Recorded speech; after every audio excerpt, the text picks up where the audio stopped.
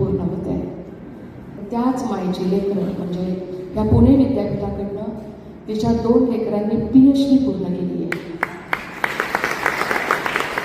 म्हणजे प्राध्यापक श्याम नंदिवे आणि प्राध्यापक उत्तम येवले या दोघांनीही माझ्या आईच्या लेकरांनी इथे PhD पूर्ण केली. आजही अनेक मुलं या विद्यापीठातून आपलं उच्च शिक्षण पूर्ण करत आहेत.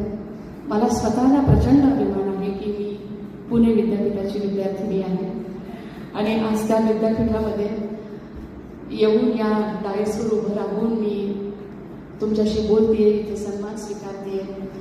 अतीव आनंदाची घटना आहे ही माझ्या आयुष्यातली. इतकंच सांगेन की हा पुरस्कार जेव्हा मी स्वीकारते तेव्हा मी फक्त प्रतिनिधी आहे.